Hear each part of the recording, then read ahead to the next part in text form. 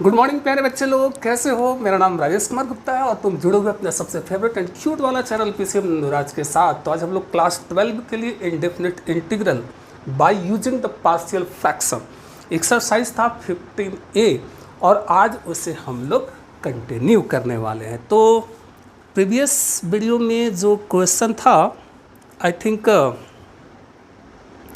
कहाँ तक कंप्लीट हो चुका था, क्वेश्चन नंबर 15 तक। तो आज क्वेश्चन नंबर 16 से हम लोग कंटिन्यू करेंगे। Exercise 15A।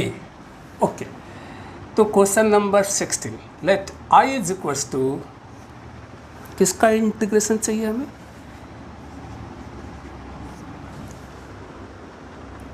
One plus sine x multiplied by 2 plus sine x. Okay, सबसे पहले हम लोग यहाँ पर मेथड ऑफ सब्स्टिट्यूशन का यूज करेंगे। क्लियर? तो ज़रा बताओ क्या पुट करना चाहिए यहाँ पर। बड़ा आसान, साइन एक्स को हम लोग यहाँ पर बोलेंगे जेड। ठीक है, साइन का डिफरेंशिएशन कॉस डी एक्स अपने से, जेड का डी जेड, एक्स का रेस्पेक्ट में डिफरेंशिएट कर रहे हो। क्लियर है? क्वेश्चन पे जरा आ जाएं आप, जरा ध्यान दो। cos x into D x, बड़ा स्पष्ट है, D Z. Okay, upon 1 sine x, तो क्या बोल रहे हो जेड, तो ये हो गया 1 प्लस जेड, ये हो गया 2 plus Z. Okay, 2 plus Z. अब यहाँ पर पार्शियल फ्रैक्शन हो पाएगा, बिल्कुल जी हो पाएगा, क्योंकि रेशनल फंक्शन है और प्रॉपर रेशनल फंक्शन है। कैसे प्रॉपर रेशनल फंक्शन को पकड़ रहे हैं, इस डी जेड को चाहे तो हम इधर कर दें। यहाँ पर न्यूमरेटर का डिग्री है 0, क्योंकि जेड का हायर पावर है 0।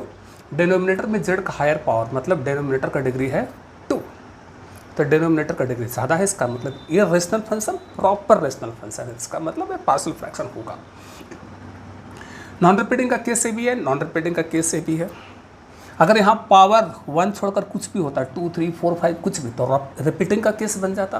तो अभी जो प्रॉब्लम हम लोगों को मिल रहा है, नॉन रिपीटिंग फंक्शन का केस मिल रहा है। आगे आने वाले प्रॉब्लम में क्वाड्रेटिक का भी केस मिलने वाला है, रिपीटिंग फंक्शन का भी केस मिलने वाला है। ओके, तो नॉन रिपीटिंग केस में तो बड़ा आसान हो जाता है जी। Put this is equals to, पहले हमको देख लेना है कि rational function proper rational function है कि नहीं। तो मेरे को दिखा कि हाँ रेशनल फंक्शन है, वो भी नॉन रिपीटिंग वाला है। तो बस a by first factor, a by first factor, अब यहाँ पर ऊपर देखने का कोई मीनिंग नहीं, plus b by second factor. अब यहाँ पर जो दो कांस्टेंट यूज किया गया है a और b, इसके वैल्यू को हमें जो है कैलकुलेट करना पड़ेगा। तो आप इसको एलसीएम करके इक्वेशन बनाएं a और b के टर्म में और उनको सॉल्व करें, a और b को फाइंड आउट करें। एक उपाय तो आपके पास ये भी होता है, या फिर हमने बोला कि यहाँ पर शॉर्टकट, नॉन रिपीटिंग फंक्शन के केस में शॉर्टकट बड़ा आसान होने वाला है जी। तो जैसे मान लो कि मान लो सबसे पहले मेरे को a का वैल्यू चाहिए, तो हमें यहाँ पर पुट करना होगा। क्या ऐसा क्या पुट करूँ z के जगह पर कि a का डिनोमिनेटर 0 हो जाए। बहुत आसान होता है शॉर्टकट यूज करना जी। a का वैल्यू चाहिए तो हमको a का डिनोमिनेटर को 0 करना होगा, तो z के जगह पर क्या रखेंगे, बहुत स्पष्ट है, यहाँ पर z के जगह पर -1 रख देते हैं, तो a का डिनोमिनेटर 0 हो जाता है। तो हम पुट करने वाले हैं, सॉरी, z के जगह पर कितना, -1, क्योंकि आज वेरिएबल मेरा z है। तो किसका वैल्यू निकलेगा, a का वैल्यू निकलेगा। ज़रा गौर करना, a का नीचे वाला 0 कर रहे हैं तो किसका वैल्यू निकलेगा, a का। फिर बोल रहे हैं a के डिनोमिनेटर को 0 कर रहे हो, तो इसका मतलब है कि a का वैल्यू निकालना है। अब a का वैल्यू जब निकालना है तो a का जो नीचे वाला है उसको यहाँ से ढक देना है, बाकी जो पोर्शन बच गया वहाँ पर z के जगह पर -1 रख लो। तो a z के जगह पर -1, 2 -1, 2 -1, 1, z के जगह पर -1, 2 -1, यानी a इज इक्वल्स टू आ गया 1। बड़ा आसान। अब उसी प्रकार से मान लो मेरे को b का वैल्यू चाहिए, b का वैल्यू चाहिए, तो b के डिनोमिनेटर को 0 कैसे हो, क्या पुट करोगे, z के जगह पर -2 पुट करने वाले हो। तो पुट यहाँ पर हम लोग कर रहे हैं z के जगह पर -2, तो किसका वैल्यू निकलेगा, b का। अब b का डिनोमिनेटर 0 हुआ, z के जगह पर -2 रखने पर b का डिनोमिनेटर 0 हुआ, इसका मतलब b का वैल्यू निकालना है। अब b का वैल्यू निकालना है तो इसका मतलब है कि b के जो नीचे वाला है उसको ढक दो, ढक दी हमने। अब जो हिस्सा बच गया रख दो z के जगह पर -2 तो 1 -2 -1 ऊपर से 1 आ रहा है, इसका मतलब ये हो गया -1। a और b का वैल्यू आ गया, और जैसे ही a और b का वैल्यू आया अब यहाँ पर रख देना है, a के जगह पर रख देना है तुमको कितना 1, और b के जगह पर रख देना है तुमको -1। अब तुम देख सकते हो जब तुम इसको सॉल्व करोगे तो यही चीज़ आ जाएगा। क्लियर है? तो आगे बढ़े, यहाँ जाते हैं। इसलिए I is equal to this, clear है? इसी को ले आओ 1/1 प्लस z, जब बीच में प्लस माइनस 2 प्लस z, समझ लें आप। इनके जगह पर ये चीज़ यहाँ पर आ गया और dz पहले जैसा बना हुआ है।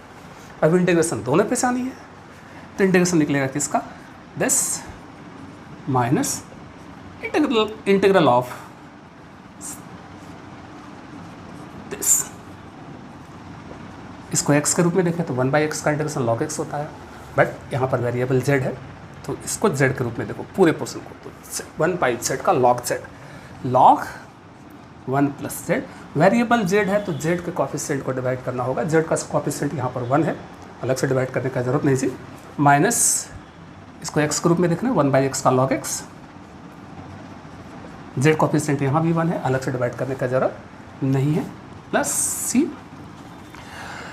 अब z का वैल्यू तो तुमको रिटर्न करना ही पड़ेगा, तो एक उपाय ये भी है कि log m minus log n, ये हो जाएगा log m/n। चाहे तो हम ऐसा कर सकते हैं, वरना यहीं पर भी आंसर छोड़ देंगे z का वैल्यू रखकर, तो ये हो गया 1 plus z 2 plus z plus c। समझ में आ रहा क्या हुआ? log m minus log n ये होता है log m/n। क्लियर? z का वैल्यू तो रिटर्न करना ही पड़ेगा जी। z आपने किसको बोला हुआ है? sin x को बोला हुआ है। ये हो गया 1 प्लस sin x, और यहाँ भी 2 प्लस sin x। हो सकता है कि बुक में आंसर यहीं पर बोल दिया गया हो और z का वैल्यू रख दिया गया हो, ऐसा भी संभावना है। ठीक है, क्वेश्चन नंबर हम लोग बना रहे थे 16। आगे बढ़ें। चलिए, अब सिमिलर क्वेश्चन कुछ होंगे तो उसको कोशिश करेंगे कि इसको पास किया जाए। 16 तो बन गया, 17 इसे भी देख लिया जाए। sec square x upon 2 plus tan x, ये भी बहुत सिंपल, 2 प्लस tan x, और ये है 3 प्लस tan x। तो तुम भी समझ रहे हो कि पहले हमको सब्स्टिट्यूशन में जाना चाहिए।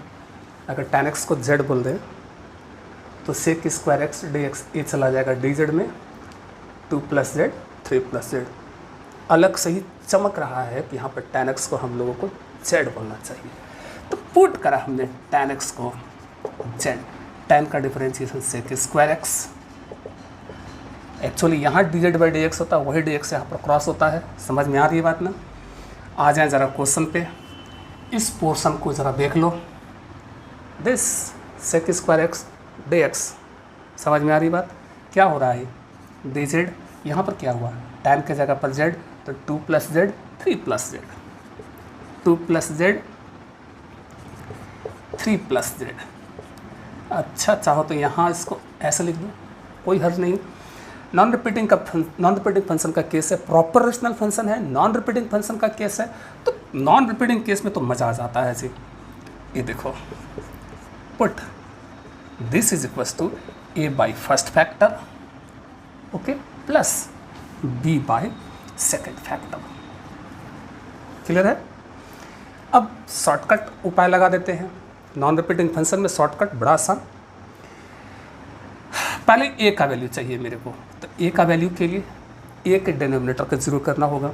यहाँ पर क्या रखोगे? यहाँ z के जगह पर क्या रखोगे कि a का डिनोमिनेटर जीरो हो जाए?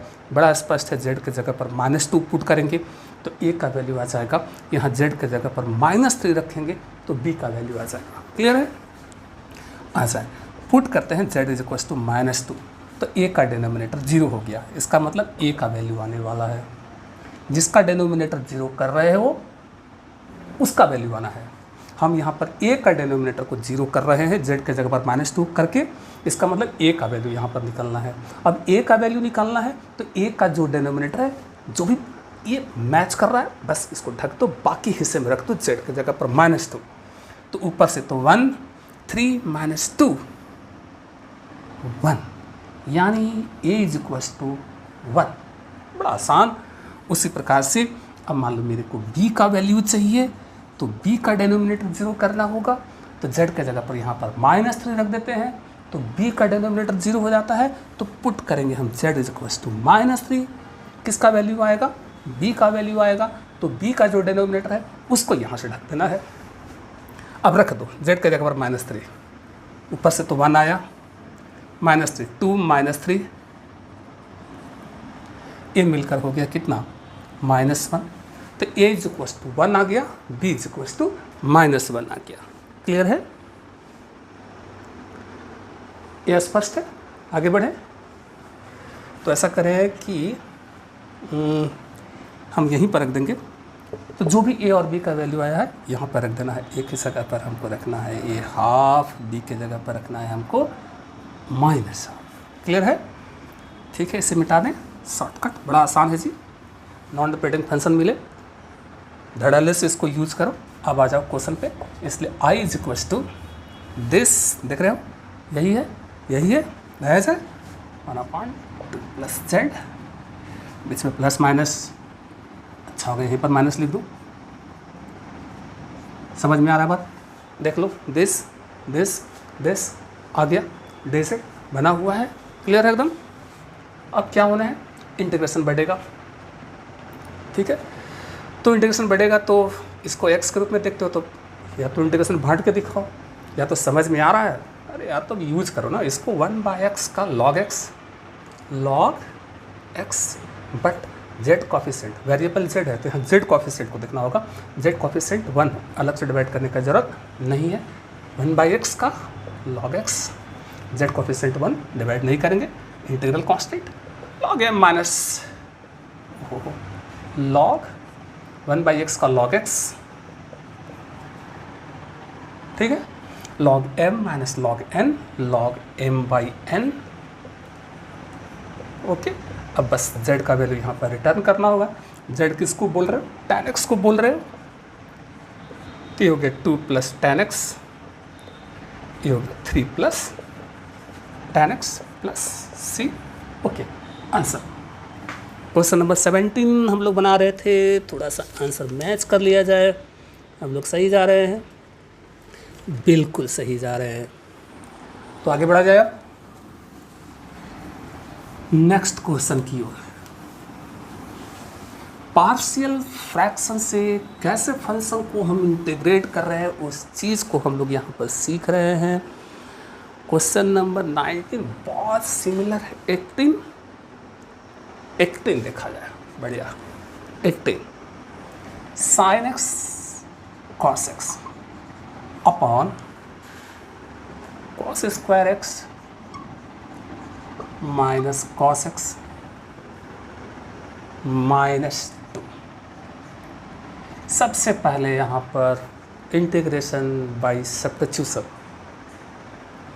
cos को z बोल देते यहाँ पर x, cos x को z बोल देते यहाँ से x मेरा एलिमिनेट हो जाएगा। तो हम पुट करने जा रहे हैं cos x को z, cos का differentiation minus sin x, z का dz by dx, y dx यहाँ क्रॉस हो जाता है, माइनस को उधर भेज दिया जाए। यदि माइनस को उधर भेज दें कोई दिक्कत नहीं। अब लौटते हैं क्वेश्चन पे, ज़रा समझो। cos x, cos इसको क्या बोलोगे, z, cos x को z, और sin x इंटू dx ये है माइनस dz। क्लियर है ये बात, नीचे आओ। z स्क्वायर cos मतलब z square minus z minus 2, अब इस प्रॉब्लम को तुम एक प्रॉब्लम ऐसे बन सकता है P X plus Q upon X square plus B X plus C. ठीक है, यहाँ पर वेरिएबल जेड है तो हमको बोलना चाहिए p z plus Q upon a Z square plus B z plus c. Put this is equal to a into d of this plus b करके भी हम बना सकते थे जैसे हमने पहले बनाया हुआ है। क्लियर? किस फॉर्मेट का प्रॉब्लम है? X square P X plus Q upon X square plus B X plus C, इस फॉर्मेट का क्वेश्चन है। ठीक है, यहाँ पर वेरिएबल जेड है तो यहाँ पर हम इसको जेड कर देते हैं, A Z square plus B Z, इस फॉर्मेट का क्वेश्चन है। इस फॉर्मेट में हम लोग क्या करते थे कि put this is equal to a into d of this plus b, या फिर इसका एक शॉर्टकट तरीका भी हमने देखा हुआ है। तो पहले का बिड़गो स्पेशल रूल वाला जो इंटीग्रेशन है आप वहाँ पे जाके इसको देख सकते हो। मेरा कहने का मतलब है कि इस प्रॉब्लम को तुम उस मेथड से ही बना सकते हो, लेकिन हम यहाँ पर पार्शियल फ्रैक्शन का जानबूझ का यूज करना चाहते हैं क्योंकि वो मेथड तुमने पहले देखा हुआ है। आज हम पार्शियल फ्रैक्शन को मेनली जो सीखना चाहते हैं तो हम चाहेंगे कि इस प्रॉब्लम को पार्शियल फ्रैक्शन की मदद से ही बनाया जाए। ओके, लेकिन पार्शियल फ्रैक्शन का हम यूज़ तब कर पाएंगे जब रेशनल फंक्शन हो है और उसमें भी प्रॉपर रेशनल फंक्शन हो। बिल्कुल दिख रहा है यहाँ पर वेरिएबल जेड, तो जेड का यहाँ पर हायर पावर 1 है, इसका मतलब न्यूमरेटर का डिग्री 1 चल रहा है, जबकि डिनोमिनेटर का डिग्री यहाँ पर 2 है। बड़ा स्पष्ट है कि डिनोमिनेटर का डिग्री ज़्यादा पड़ रहा है, इसका मतलब ये रेशनल फंक्शन जो है प्रॉपर रेशनल फंक्शन है। अच्छा, दूसरी बात ये भी है कि हम इसका पार्शियल फ्रैक्शन तब कर पाएंगे जब हमारा डिनोमिनेटर जो है फैक्टर फॉर्म में हो। तो अभी तो फैक्टर फॉर्म में नहीं है, तो अगर हम देखेंगे अगर ये फैक्टर फॉर्म में हो जाता है तब तो पार्शियल फ्रैक्शन हम कर लेंगे, अदरवाइज अगर इसका फैक्टराइजेशन नहीं हो पा रहा है तो मजबूरन तुमको वो वाले मेथड को ही यूज करना पड़ेगा। स्पष्ट है? ठीक है, तो यहाँ पर मेरा ये फैक्टर हो जा रहा है और हम यहाँ पर डायरेक्ट लिख देते हैं ये फैक्टर होके दे रहा है Z plus 1 z minus 2। I think सब लोग फैक्टराइजेशन करना तो जानते ही होंगे, इसको फैक्टर फॉर्म में हमने कर ली। अगर फैक्टराइजेशन नहीं हो पाता तो पार्शियल फ्रैक्शन हम नहीं यूज़ कर पाते, तब हमें उस मेथड से ही मजबूरन बस बनाना पड़ता। नॉन रिपीटिंग फंक्शन तो put this is equals to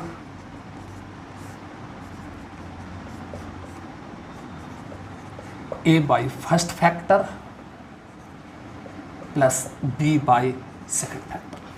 अब तो इसका एक उपाय हो सकता है कि एलसीएम लें, इसको ऐड करें, फिर कोएफिशिएंट को कंपेयर करें, ए और बी के टर्म में दो इक्वेशन बनेगा और तब जाकर ए और बी के वैल्यू को कैलकुलेट करें। आप चाहें तो वैसे भी कर सकते हो, लेकिन नॉन रिपीटिंग फंक्शन के केस में शॉर्टकट बड़ा आसान हो जाता है। हमें पहले किसका चाहिए वैल्यू? ए का, तो क्या पुट करना होगा? ए का वैल्यू चाहिए तो ए का डिनोमिनेटर का 0 करना होगा। तो बड़ा स्पष्ट है कि यहाँ पर जेड की जगह पर क्या रखना होगा? -1 रख दें। जेड की जगह पर -1 रख दें तो ए का डिनोमिनेटर 0 हो जा रहा है। क्लियर है? तो हमने पुट कर the Z is equal to -1, तो किसका वैल्यू आने वाला है? ए का। अब जब वैल्यू ए का आना है तो ए के नीचे वाले को यहाँ पर ढक देना है, बाकी जो हिस्सा बच गया रख दो जेड की जगह पर -1 जी। चले रखे -1, जेड की जगह पर -1 -2 ये हो गया -3, माइनस माइनस मर गया, यानी ए इज इक्वल टू आ गया 1/3। बहुत आसान। अब हमें चाहिए किसका वैल्यू? बी का वैल्यू चाहिए। तो क्या पुट करना चाहिए हम लोगों को? जेड की जगह पर ऐसा कुछ पुट करो कि बी का डिनोमिनेटर 0 हो जाए। तो यहाँ जेड की जगह पर क्या रख देना चाहिए? 2। तो जेड की जगह पर 2, किसका वैल्यू निकलेगा? बी का। कैसे पता चला? क्योंकि बी का डिनोमिनेटर 0 हो रहा है जेड की जगह पर 2 रखने पर। तो जो बी का वैल्यू चाहिए तो बी के नीचे वाले को यहाँ पर ढक देना है। ढक दिया, रख दो जहाँ जहाँ जेड है 2 रख दो। 2 + 1 3। स्पष्ट हो गया है कि ए का वैल्यू आ रहा है 1/3, बी का वैल्यू आ रहा है 2/3। शॉर्टकट यूज करें या लॉन्ग कट यूज करें, मुद्दा ये नहीं है। मुद्दा ये है कि यहाँ पर जो 2 कांस्टेंट यूज किए गए हैं उनका वैल्यू हमें किसी तरीके से कैलकुलेट कर ही लेना है जी। तो ये हम लोग ए और बी का वैल्यू मेरे को रिटर्न करना होगा। तो जैसे ही पता चला कि ए इज इक्वल टू आ रहा है 1/3, तो इसलिए दिस इज इक्वल्स टू ए की जगह पर हमने यहाँ रख दी 1/3, बी की जगह पर हमने यहाँ रख दी 2/3। ओके, अब आएंगे हम लोग क्वेश्चन पे। Answer I is equals to minus this, clear?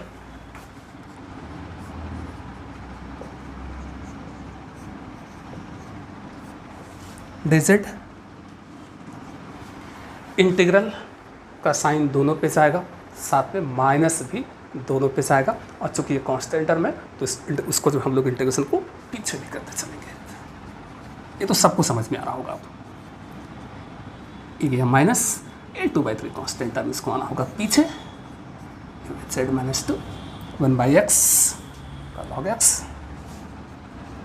x। हाँ, यहाँ पर z कॉफिशिएंट 1 अलग से डिवाइड करने का जरूरत नहीं, ये कॉफिशिएंट पर विशेष ध्यान देना होता है जी। 1/x का यहाँ भी log x, इन पे विशेष ध्यान, यहाँ भी प्लस c, यहाँ z कॉफिशिएंट यहाँ भी 1।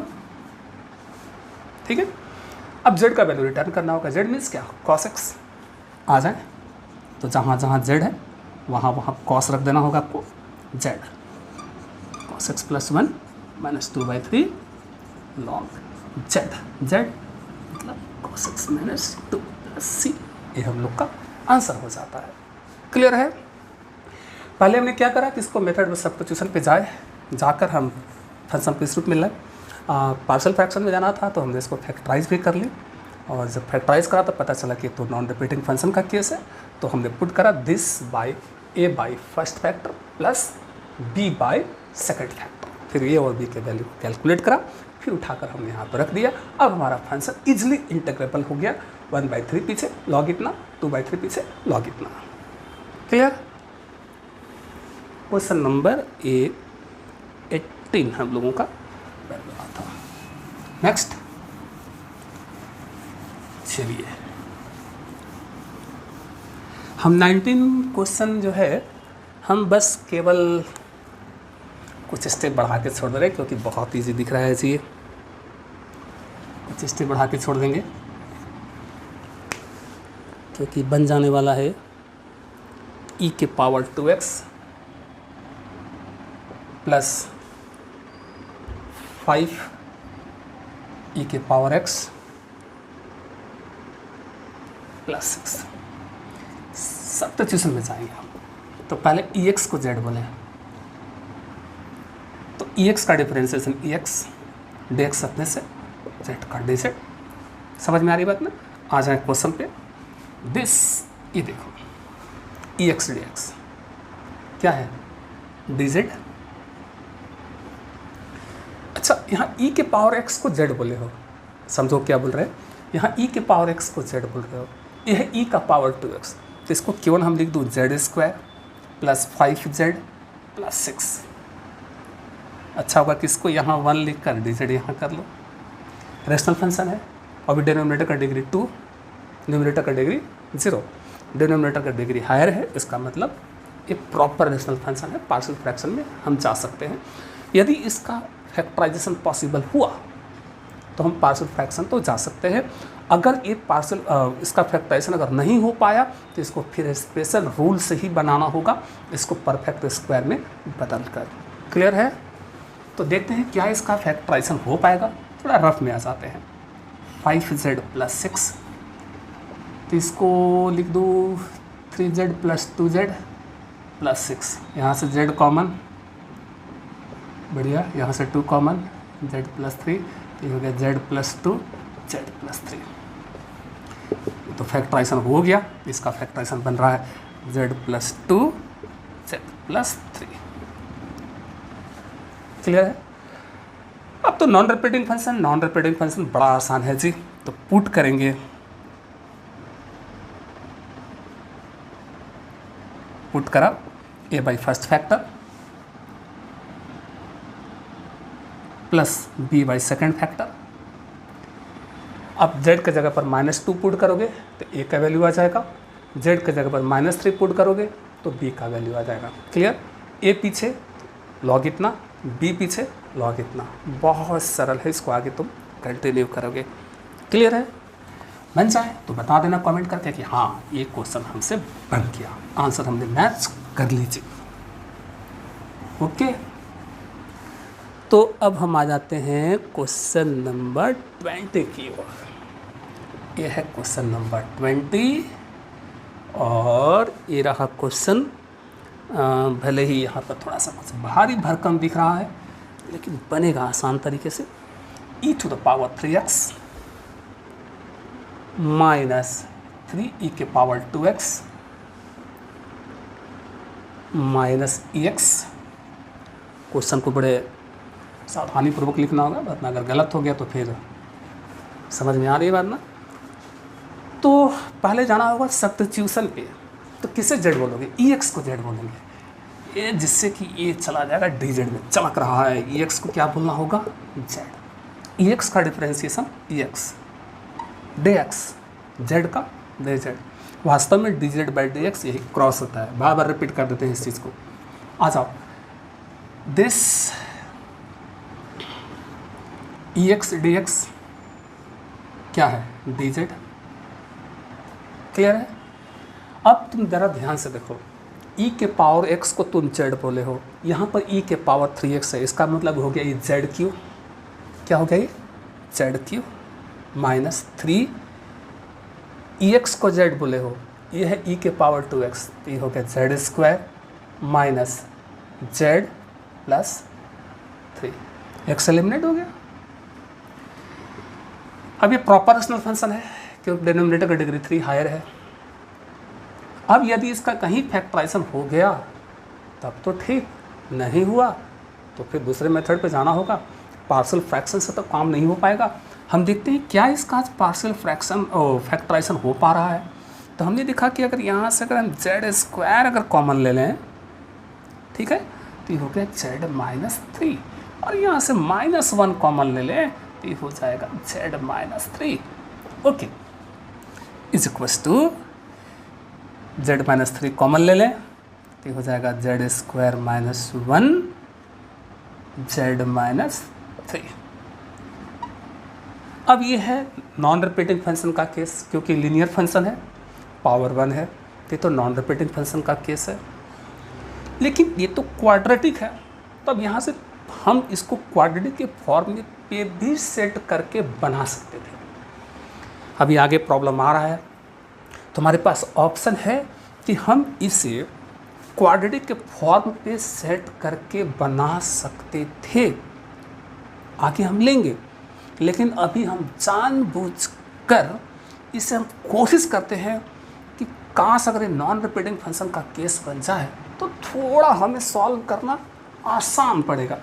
तो क्यों न हम, ज़रा ध्यान देना, क्यों न हम इस जेड स्क्वायर माइनस 1 को लिख दूँ जेड प्लस 1 जेड माइनस 1। क्या कह रहे हैं? Z plus 1 z minus 1। Agree करते हो?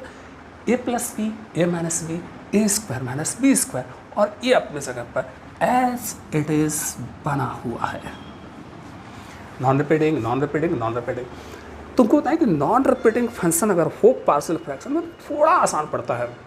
वहाँ जो भी तुम्हारा कांस्टेंट टर्म एबीसीडी जो भी तुम यूज़ किए हो उसको कैलकुलेट करना बड़ा आसान होता है। तो हम लोग फर्स्ट प्रायोरिटी देते हैं कि जो भी रेशनल फंक्शन है, प्रॉपर रेशनल फंक्शन है, फैक्टर फॉर्म में है, तो हम चाहते हैं कि काश अगर नॉन रिपीटिंग फंक्शन के रूप में अगर हम कन्वर्ट कर लें तो काम बहुत सरल होता है। लेकिन हम फिर से रिपीट कर रहे हैं कि हम इस प्रॉब्लम को चाहते तो क्वाड्रेटिक फॉर्म में भी सेट करके हम बना सकते हैं। कैसे क्वाड्रेटिक फॉर्म में सेट करते हैं, बहुत जल्द क्वेश्चन हम लोगों को मिलने वाला है। क्लियर है? फिलहाल ये तीनों जो है linear form linear form linear form, तीनों जगह पावर 1 है, तो इसका मतलब तीनों नॉन रिपीटिंग फंक्शन का केस है।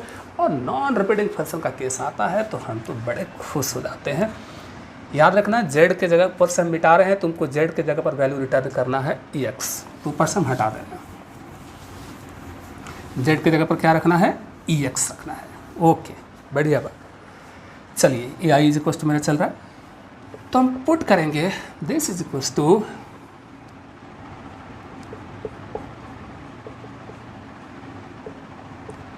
ए बाई फर्स्ट फैक्टर, बड़ा आसान होता है जी, plus b by second factor plus c by third factor. अब इसको सॉल्व करना है तो एक तो है कि ए बी सी के टर्म में इक्वेशन बनाओ, तीन इक्वेशन बनेंगे और उनको सॉल्व करोगे तो ए बी सी का वैल्यू आ जाएगा। तो हम यहाँ पर ऐसा कुछ नहीं करने वाले हैं, हम यहाँ पर सिंपल जो है शॉर्टकट अपनाएंगे, लॉन्ग कट में बड़ा महंगा पड़ने वाला है जी। तो पहले हम निकालेंगे ए का वैल्यू। ए का वैल्यू निकालना है तो ए के डिनोमिनेटर को जीरो करना होगा। क्या पुट करोगे, बड़ा स्पष्ट है, जेड की जगह पर -1 रख दें यहाँ पर, तो ए का डिनोमिनेटर जीरो हो जाएगा। अब ए का वैल्यू निकालना है तो ए के जो नीचे वाला है उसको ढक देना है, जिसका वैल्यू निकालना है उसके नीचे वाले को यहाँ ढक देना है। बाकी जो हिस्सा बच गया जेड के जगह पर पुट कर लेते हैं -1, तो आ जाए किसका वैल्यू निकालना है, ए का। ऊपर से तो 1 आ गया, -1 याद रहे जेड के जगह पर तुमको -1 रखना है, तो -1 ये हो गया -2, जेड के जगह पर -1 -3 ये हो गया -4, ये हो गया 1/8। बड़ा आसानी से ए का वैल्यू निकल गया। अब चलें हम बी का वैल्यू निकालने के लिए। बी का वैल्यू क्या होगा, तो बी के डिनोमिनेटर को जीरो पुट करना होगा। बी के डिनोमिनेटर को जीरो करना होगा तो देखना पड़ेगा जेड के जगह पर क्या रखें। बड़ा स्पष्ट दिख रहा है कि जेड के जगह पर अगर 1 रख देते हैं तो बी का डिनोमिनेटर जीरो हो जाता है। जेड की जगह पर पुट करा हमने 1, क्लियर है। तो बी का वैल्यू निकलेगा, कहाँ रखेंगे, बी का वैल्यू निकालना है तो बी का जो नीचे वाला पोर्शन उसको ढक लो, बाकी जो हिस्सा बच गया रख देते हैं जेड की जगह पर 1। ऊपर से तो 1 ही आ रहा है, 1 + 1 2 1 -3 -2, यानी ये आ गया b = -1/4। अब किसका वैल्यू चाहिए हमें, c का वैल्यू चाहिए, c का वैल्यू चाहिए। तो क्या पुट करना होगा जेड की जगह पर, 3 पुट कर देंगे तो c का डिनोमिनेटर 0 बन जाएगा। क्लियर आ रहा है समझ में। तो जेड की जगह पर क्या रखेंगे हम, 3 रखेंगे। किसका वैल्यू निकलेगा, c का वैल्यू। तो c का जो नीचे वाला है उसको यहाँ ढक दो, ये लो ढक दी। अब रख दो जेड की जगह पर 3, ऊपर से तो 1 3 + 1 4 3 - 1 2, यानी c बराबर भी आ रहा है 1/8। तो तुम समझ रहे हो कि इस शॉर्टकट यूज करने से इन कांस्टेंट टर्म्स का वैल्यू निकालना बड़ा आसान हो जाता है। वरना हम रिपीट कर रहे हैं, आप इसको एलसीएम लेके इसको जोड़ वगैरह कर देते, कोएफिशिएंट को कंपेयर करते, फिर 3 इक्वेशन बनता है एबीसी के टर्म में, उनको सॉल्व करते तो एबीसी के यही वैल्यूज आते हैं। लेकिन ये काम जो है बड़ा आसान तरीके से हम लोग यहाँ पर कर लेते हैं। तो अब हम लोग क्या ये जो वैल्यू आया है उठा के यहाँ रखना होगा, लिखेंगे सो a = 1/8, b = -1/4, c = 1/8।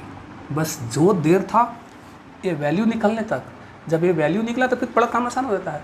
दिस पीछे लॉग इतना, दिस पीछे लॉग इतना, दिस पीछे लॉग इतना, बड़ा सरल हो जाता है जी। चलिए अब हम लोग आ जाएं क्वेश्चन पे। i = दिस, समझो दिस ले आए। चलिए ये वैल्यू यहाँ पर आ रहा है,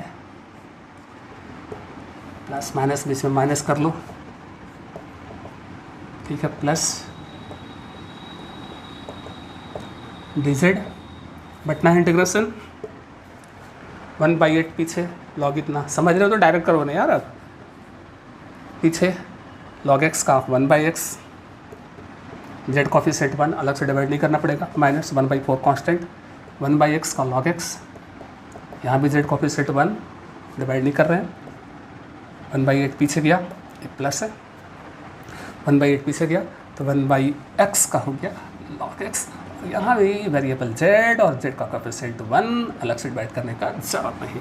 और बस किसको z बोले थे, ex को z बोले थे, तो जहाँ जहाँ z है उसके जगह पर हमको ex रख देना चाहिए। x + 1, बहुत बढ़िया। ये जहाँ जहाँ z है, जहाँ जहाँ z है वहाँ हम ex रखने जा रहे हैं, प्लस c, ये हम लोग का आंसर आ जाता है। 21 हुआ, जल्दी करें फिर हम लोग आगे बढ़ेंगे। चलिए धीमे धीमे धीमे धीमे हम लोग आगे बढ़ते चलेंगे, चैप्टर ख़त्म होते चले जाएगा। तो ये क्वेश्चन नंबर हम लोग 21, ओहो 21, I is equals to 2 log x upon x 2 log x का whole square minus log x minus 3। Question सही है? बिल्कुल सही है। सब्स्टिट्यूशन मेथड पे जाएंगे। पहले हम log x को यहाँ पर हम z बोलने वाले हैं। log x को पहले z बोलेंगे। log x is equal to z। log का डिफरेंशिएशन 1/x dx। अपने से z का dz लौटते हैं क्वेश्चन पे आ जाओ। तो log x को z dx by x को बोलना है dz, 2 log x को z तो 2z square minus z minus 3। x eliminate हो गया। अब रेशनल फंक्शन तो है, p/q फॉर्म में तो है। प्रॉपर रेशनल फंक्शन है कि नहीं? न्यूमरेटर का डिग्री है 1, डिनोमिनेटर का डिग्री है 2, डिनोमिनेटर का डिग्री ज़्यादा है, इसलिए प्रॉपर रेशनल फंक्शन है। अब यदि काश अगर इसका फैक्टराइजेशन अगर हो पाया तो पार्शियल फ्रैक्शन से क्वेश्चन बन जाएगा। यदि नहीं हुआ तो कौन सा फॉर्मेट है? pz plus Q upon az square plus bz plus C. तब उस केस में हमें put this is equal to a into D C of this plus b से ही बनाना पड़ेगा मजबूरीवश। यहाँ अगर फैक्टराइजेशन हुआ तब तो हम अपना काम पार्शियल फ्रैक्शन से कर लेंगे। तो ये देखते हैं इसका फैक्टराइजेशन। आई थिंक सब लोग इसको कर ही लोगे। az प्लस 1 2z माइनस 1, इसका फैक्टराइजेशन ये हो गया है। नॉन रिपीटिंग बहुत आसान हो गया है जी अब तो, ठीक है। तो हम लोग पुट करेंगे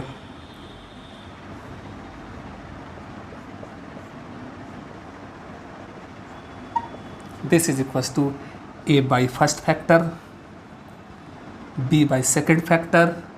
अभी जितने भी प्रॉब्लम मिल रहे हैं नॉन रिपीटिंग वाले ही मिल रहे हैं। अभी जस्ट आने वाले हैं रिपीटिंग वाला, क्वाड्रेटिक वाला, सब प्रॉब्लम आएंगे। पहले नॉन रिपीटिंग को केस को बढ़िया से तुम समझ लो। ये नॉन रिपीटिंग फंक्शन है क्योंकि यहाँ पर पावर 1 है और लीनियर फॉर्म में भी है, इसलिए a by first factor plus b by second factor. एक फैक्टर और होता तो c बाई थर्ड फैक्टर, और होता तो d बाई फोर्थ फैक्टर। ऐसे बढ़ते चले जाना। वैल्यूज निकालने होंगे। शॉर्टकट उपाय हम लगाएंगे यहाँ पर z की जगह पर -1 रख देंगे तो a का डिनोमिनेटर 0 हो जाएगा, a का वैल्यू आ जाएगा। तो हमने पुट करा z इज इक्वल टू -1, किसका वैल्यू आएगा? a का वैल्यू आएगा, ठीक है। जिसका डिनोमिनेटर 0 हो रहा है, जैसे यहाँ पर a का डिनोमिनेटर 0 हो रहा है, a का वैल्यू आएगा, ठीक है। तो कहाँ पुट करें z की जगह पर -1? a का वैल्यू चाहिए ना, तो a के जो नीचे वाला पोर्शन है उसको ढक दो, रख दो -1 बाकी हिस्से में। तो ये हो गया -2 -1 रखना है ना, तो ये हो गया -2 -1, ये हो गया -3 माइनस मर गया, तो यानी a बराबर में 2/3 आ गया। अब चाहिए b का वैल्यू, तो b के डिनोमिनेटर को 0 करना होगा। अगर यहाँ z की जगह पर हाफ रख दें, आराम समझो, यदि हम यहाँ पर z की जगह पर हाफ रख देते हैं तो b का डिनोमिनेटर 0 हो रहा है।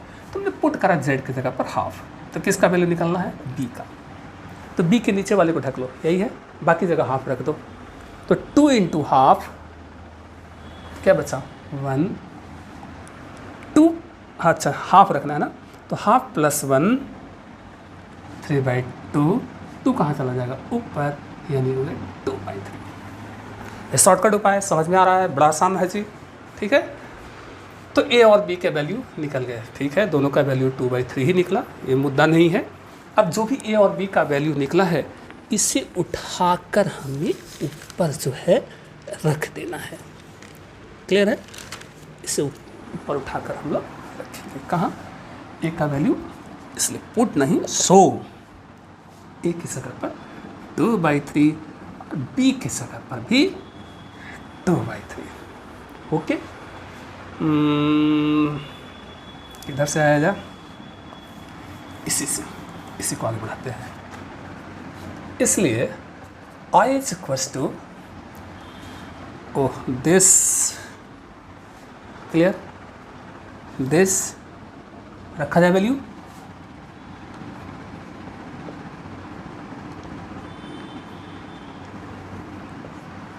समझ में आ रही है बात ना? समझ लो एक बार फिर से, दिस आ गया, दिस मस्त बना हुआ है।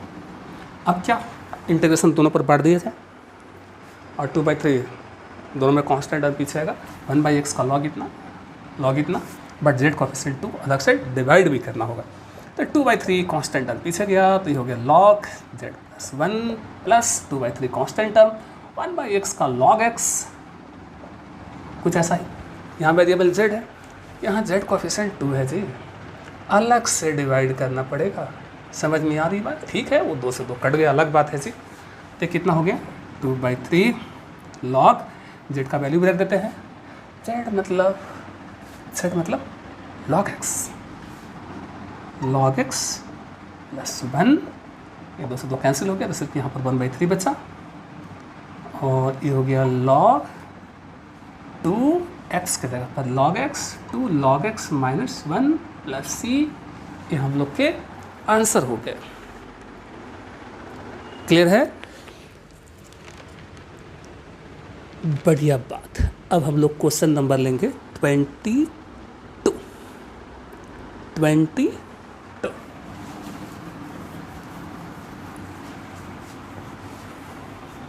आज 22 देखते हैं क्वेश्चन आज के लिए लास्ट, क्योंकि बहुत सारे क्वेश्चन तो आज हम लोग सॉल्व कर लिए। ये है cosec स्क्वायर x और ये है 1 माइनस कॉट स्क्वायर एक्स। पहले सब्स्टिट्यूशन में जाना है, तो बोलो किसे z पुट करूँ। कॉट एक्स को यदि हम यहाँ पर z पुट कर देते हैं, कॉट एक्स को z, ओके, पुट करेंगे हम यहाँ पर कॉट एक्स को z, कॉट का differentiation minus cosec square X, cot का differentiation minus cosec square X, डेक्स अपने से z का dz, माइनस को भेज दो, या चला गया इधर। अब क्वेश्चन क्या हो, ये देखो आराम से समझो क्या हो गया, माइनस ये देखो cosec square x D x minus D Z, minus को बाहर कर दी डी जेड, ये हो गया 1 माइनस जेड स्क्वायर।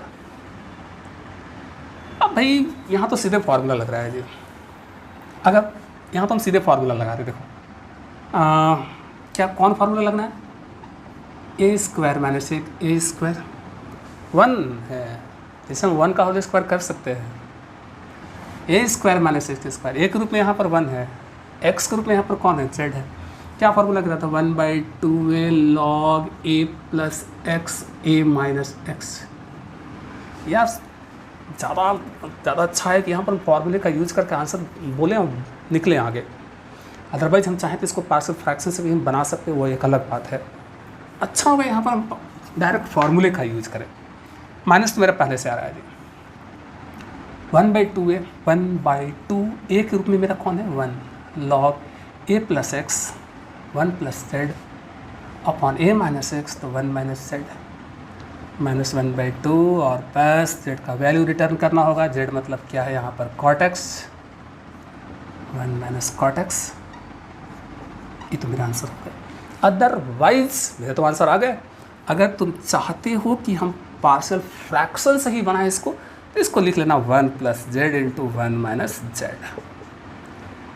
क्या दिक्कत है, ये भी नॉन रिपीटिंग है, ये भी नॉन रिपीटिंग है, तब पुट कर लेना। आगे चलकर हम तुमको रास्ता बता दे रहे, घर पे आप बैठकर बनाएंगे। This is equals to a by first factor plus b by second factor. z के जगह पर ध्यान दो, यहाँ पर z के जगह पर -1 रखोगे तो a का डिनोमिनेटर 0 हो जाएगा, तो a का वैल्यू आ जाएगा। यहाँ पर z के जगह पर 1 पुट करोगे तो b का वैल्यू आ जाएगा। उठा के यहाँ पर रख देना वैल्यू, फिर ए पीछे लॉग इतना प्लस बी पीछे लॉग इतना, यहीं पर आओगे। तो यहाँ पर फार्मूले का यूज़ करना थोड़ा बेहतर था, आसान था, जल्दी हम लोग आंसर तक पहुँच रहे थे, तो अच्छा था कि फार्मूले का यूज़ करके बनाएं। अदरवाइज आप चाहें तो इसको पार्शियल फ्रैक्शन की मदद से भी आप इसे बना सकते हो। क्लियर है? तो आज क्वेश्चन नंबर एक और ले ही लेते हैं, लास्ट क्वेश्चन 23। चलिए 23 एक क्वेश्चन है, sec square x tan cube x plus 4 tan x, tan cube x plus 4 tan x। Okay, पहले इसको सब्स्टिट्यूशन मेथड पे जाओ, tan x को z बोलो, क्या बोलने वाले हैं, पुट करो। चमक रहा है कि अगर हम tan x को z बोले तो मेरा काम हो जाएगा, tan का differentiation sec square x dx सबसे से z का dz। ठीक है, क्वेश्चन पे आ जाओ भाई, u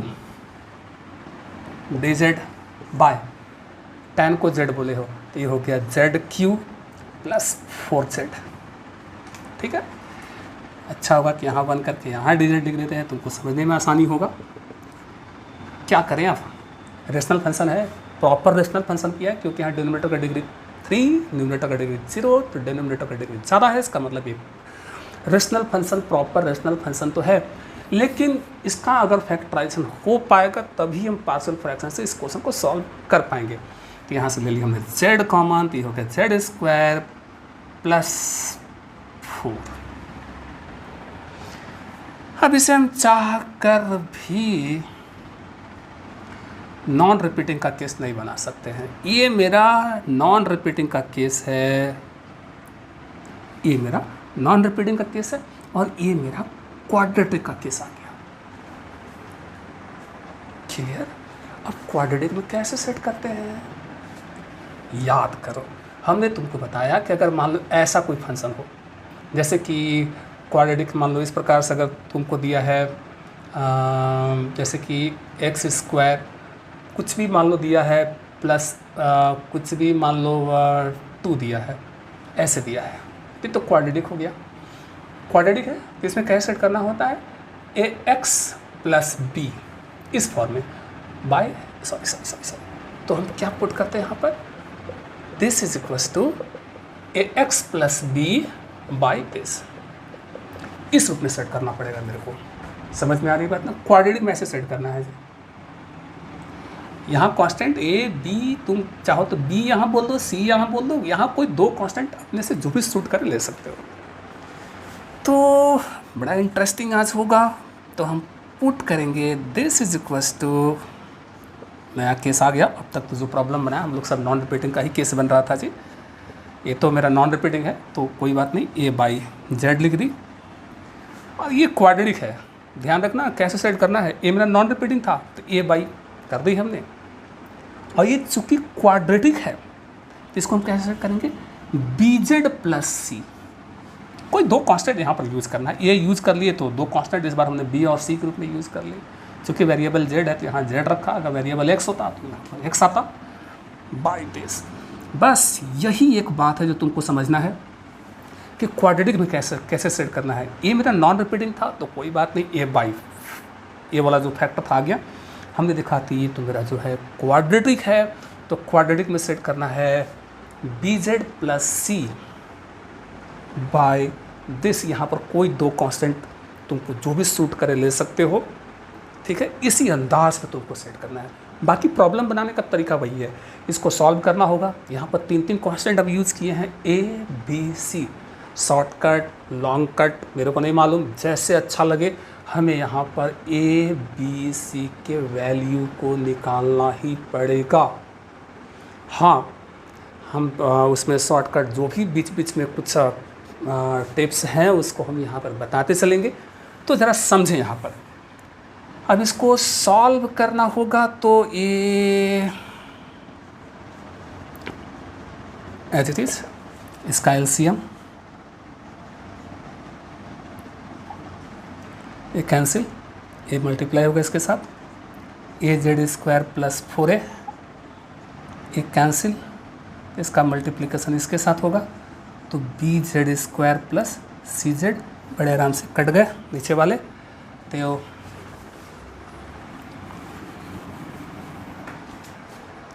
लेफ्ट साइड में हमको क्या मिल रहा है, सिर्फ 1 मिल रहा है।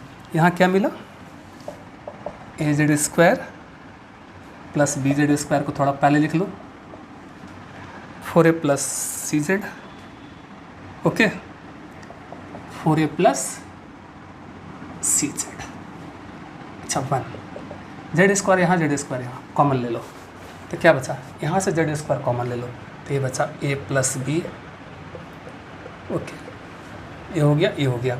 इसको पहले लिख लेते हैं, सी जेड प्लस 4a। अब कंपेयर करो कोफिशिएंट, यहाँ का जेड स्क्वायर कोफिशिएंट कितना है, a प्लस बी, यहाँ जेड स्क्वायर का टर्म ही नहीं जी, तो इसका मतलब है कि यहाँ पर लेफ्ट साइड में जेड स्क्वायर कोफिशिएंट कितना रहा होगा, 0, इक्वेशन फर्स्ट।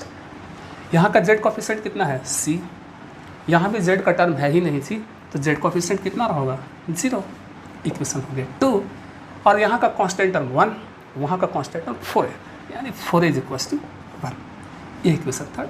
अब तीनों इक्वेशन को सॉल्व करके हमें जो है ए बी सी का वैल्यू निकालने होंगे। तो स्पष्ट है c इज इक्वल टू, तो ऐसे चमक गया कि 0 है। यहाँ से देखें तो a इज इक्वल टू 1/4 है, ठीक, यहाँ a इज इक्वल टू 1/4, तो बड़ा स्पष्ट है कि b बराबर में आ जाएगा -1/4, ठीक है। तो मेरे ए बी सी का वैल्यू आ चुके हैं। अब जो भी ए बी सी का वैल्यू उठाकर यहाँ पर रखना है, तो पहले आप इतना लिख लें, फिर हम आगे बढ़ें। किधर से मिटाया जाए, मिटाऊं, बस याद रखना कि z के जगह पर हमें वैल्यू रिटर्न करना है, कितना, 10x, क्लियर है। तो हम ऊपर से ही मिटा देते हैं, ये सब हटेगा, ये सब हटेंगे, ये सब यहाँ तक हटेगा, क्लियर।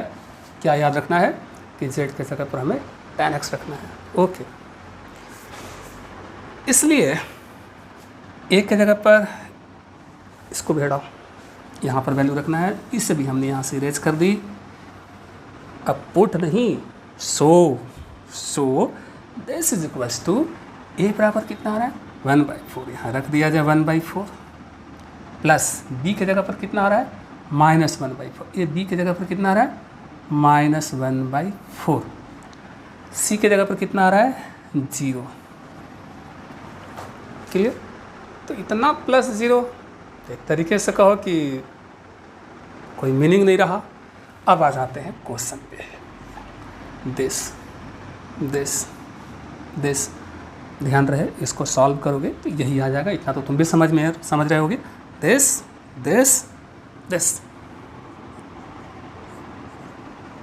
माइनस प्लस माइनस बीच में कर दिया है क्या,